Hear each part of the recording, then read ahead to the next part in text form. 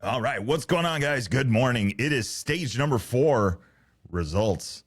Well, most of them. The vehicles are still out on stage, some of them at least, the SSV category, and I gotta say, that is heating up. We'll talk about that here in just a minute. I've been letting it go a little bit deeper just to see if we could get some of those cars in. They're getting really, really close to the finish line. It is going to be a race to watch because, well, there's some big news coming. So let's jump right into the results and we'll get going on this one. While I'm pulling that up, man, it has been a tough go for Mason Klein over the past few days or the past stages. Today was no exception for that. But today was the day that he showed that the Cove had pace, trading spots, trading the top spot with Daniel Sanders, Tasha Sharena, all of those guys. So very well done on him, except it sounds like he may be having trouble with his eye. That cost him in the later part of the stage. So very sad to see that. We're hoping for a clean run for him. Hopefully we could get better and be back at it for tomorrow. So second stage, or it's going to be the second day of the marathon stage. If you guys watched the stage preview, you already know what the marathon stage is. If you didn't, super simple. Everybody races out to a sequestered bivouac. It's private. Nobody is there other than organization. The racers will all meet up there. It'll be amongst themselves. No team support. And then they turn around and come back or race to their team. So the team's currently sitting in Hail, waiting for them to arrive tomorrow. Right now, it is currently 6:30 in the morning here on the Pacific Coast, which means it is 5:30 in the evening over in Saudi. So expecting to see the vehicles wrap up and everything getting done. But with that being said, all right, let's talk results. Graphic is up on the screen through stage 4 now. Your winner raking in another one, Daniel Sanders, finishing with a time of 5 hours, 10 minutes, and 33 seconds. Tasha Sharena in the number 2 spot on that Monster Energy Honda, finishing 5:10.48 for him, just 15 seconds off of Sanders' time. So very, very close there.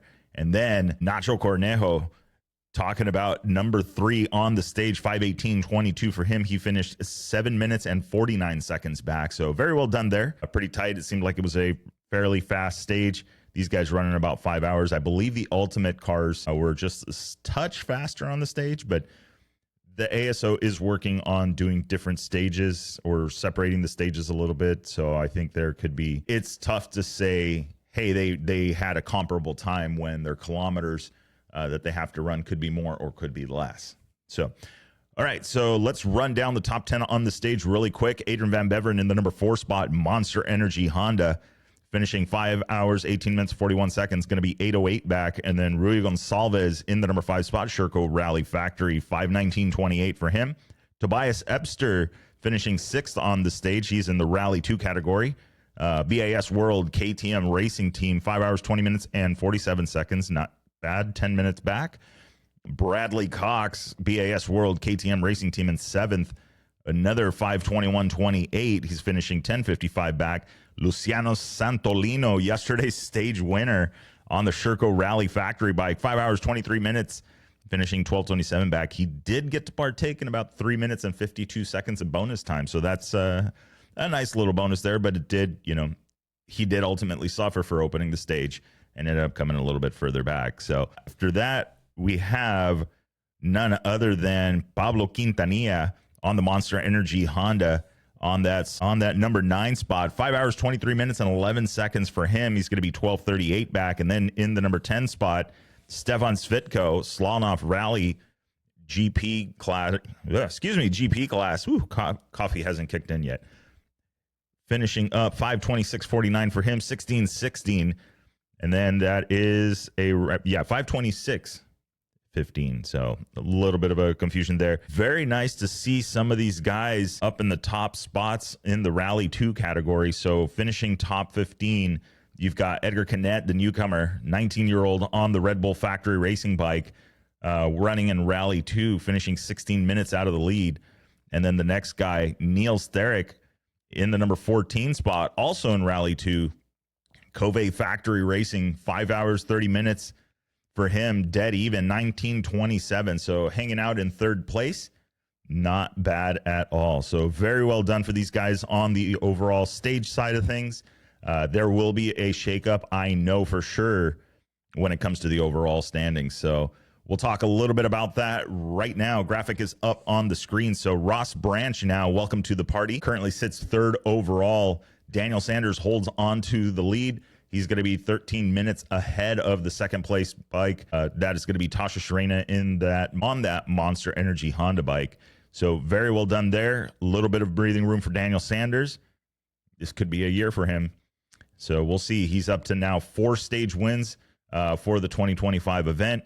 Tasha Sharena in the number 2 spot. He's got 13:26 back. And then you've got Ross Branch picking up some bonus time throughout the event already, but sitting on a 2-minute penalty. Anyway, all said and done, he's going to be 26 minutes back as it sits right now in the overall results.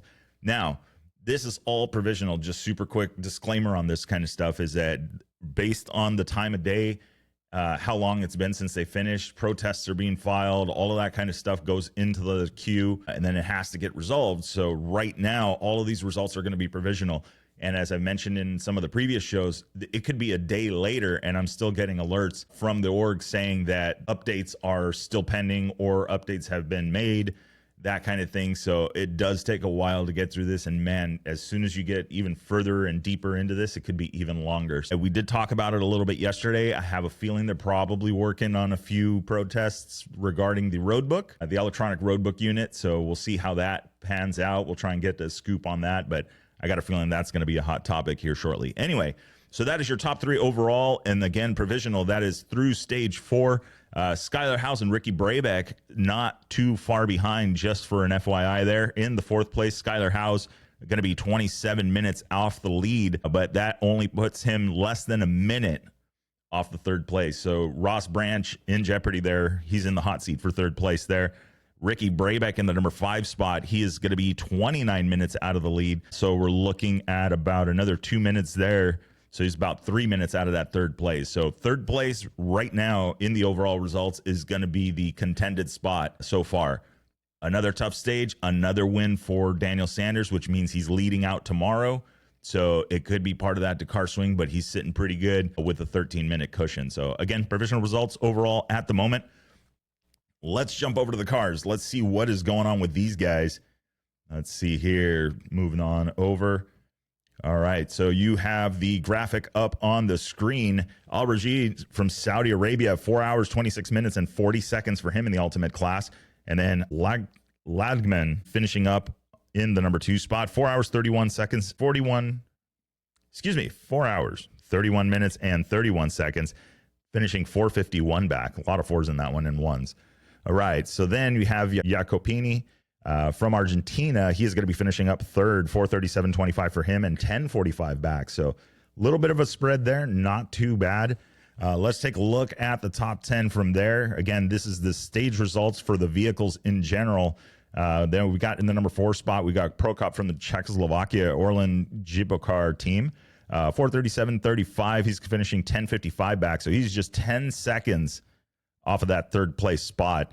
Krotov in the number 5 spot, X-Raid Mini JCW team, 4:39.57 for him, 13:17 back. Sarah Dory in the number 6 spot, Century Racing Factory team, 4:40 and 41 seconds, 14 back. Mitch Guthrie from the U.S. is going to be in that Ford M Sport, and that is, but no stranger to Dakar, Kellen Walsh navigating for him, finishing 4:42 back. Or 4 hours, 42 minutes, and he is 15:20 back, picking up a 5-minute penalty. So that would have put him in 4th place. A little bit of a slide there. All right, number 8 spot, Gastaldi in that Century Racing vehicle is 4:42.17 for him, 15:37. Ekstrom in the number 9 spot, Ford M Sport, 4:43.37, 16:57 back for him. And then it is going to be, for rounding out the top 10, Baragawanath, Century Racing Factory team, 4:43.51. He's going to be 17 minutes out of the lead for stage number 4. So very well done for these guys. Let's take a closer look on down the line and see where everybody is sitting. I don't see Quintero quite yet on the standings. Brock Hager and Max Eddy. Let's take a look at SSV categories. These guys are still working their way to the finish line. So let's take a look at what the latest rankings are before we get any further. Let's see here. So the Dakar, if you guys are wondering why I'm looking down, I'm actually navigating on the Dakar website. As mentioned before, when you get to the Dakar website, if you scroll all the way to the bottom, you're going to be looking for the little button or the little link that says live at the very bottom of it. So that is where you will find what we are looking at. Shows you all the standings, shows you the map, shows all of that stuff. Once the vehicles are underway, you can track them and see where the riders are going. And of course, you can always see the split times and things like that, as well as a little bit of a grab or a little bit of a stage breakdown. So with that being said, as it sits right now at 6:34 in the morning here on the Pacific Coast, Sarah Price and Sean Berryman, your stage leaders thus far through kilometer 383. So not bad at all. We've got Lopez Contardo on the Can-Am factory team as well. He is going to be sitting about 2 minutes behind. Then Brock Hager and Max Eddy, Sebastian Loeb Racing in that Polaris Razor. We're looking at 332 back. He is currently sitting third. So that is your top three right now through kilometer 383 for these guys. So very well done. Brock Hager picking up also, forgot to mention this one, Brock Hager picking up the win for stage number 2 of the 48-hour chrono. So very well done to him for that one. I think we've got a race. I think it's going to be a interesting one. We got to see how this one shakes up, because right now standings as far as overall goes, before they started this, I'll put the graphic up on the screen. We've had Xavier Desaultres out front, 20 hours, 48 minutes, and 16 seconds for him. And then you've got Brock Hager and Max Eddy finishing 5 minutes and 39 seconds, or 5 minutes and 39 seconds behind. So not a lot of room to breathe for Xavier, especially with this stage getting wrapped up here shortly. We're waiting to see where Xavier Desaultres finishes. Max is going to need that 5 minutes, or Brock Hager and Max Eddy are going to need those 5 minutes on him to at least even it up, and then maybe even get a little bit of a lead. And in this case, so far, I will say Brock Hager is not showing any penalty time, but yet Xavier Desaultres already on 3 minutes of it. So hopefully that doesn't happen again. But in the game of rally, that could be the difference in this case for leading the 2025 Dakar Rally. So we'll see how that shakes down. Pinto in the number 3 spot overall, and this is the results through stage 3. They have now officially marked them official. So through stage 3, in the overall for the SSV category, that is your leaderboard. Xavier Desaultres 1, Brock Hager 2, and A. Pinto 3 with a 1 hour gap there. So a lot of room to breathe for the top 2. We'll see if anybody cracks that in the category a little bit later in the race. So let's take a look down. We'll look at the Challenger class really quick.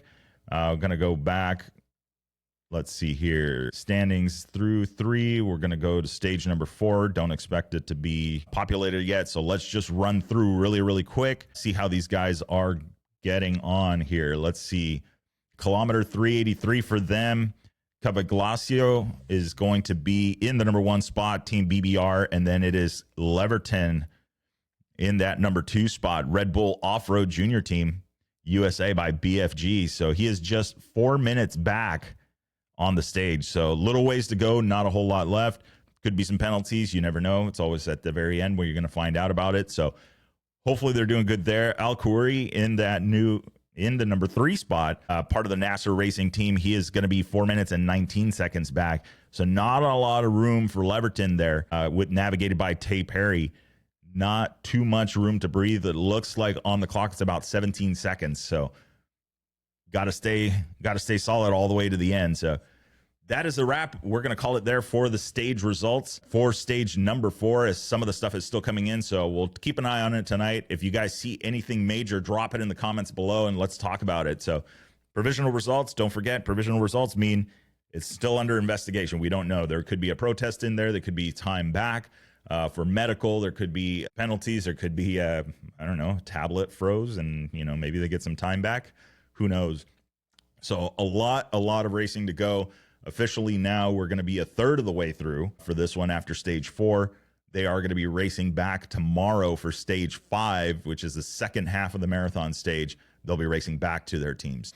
With that being said, guys, don't forget, like, share, subscribe, do all of that fun stuff. If you're listening on Spotify podcasts, you can drop a comment as well. If you're listening on any of the other podcast platforms, feel free to send us a message directly to @ChasingWaypoints on Instagram, and we'll be happy to answer the questions, look for additional information, and see where it goes. But anyway, thanks for tuning in, and remember, It'll make sense when you get there. Enjoy the ride.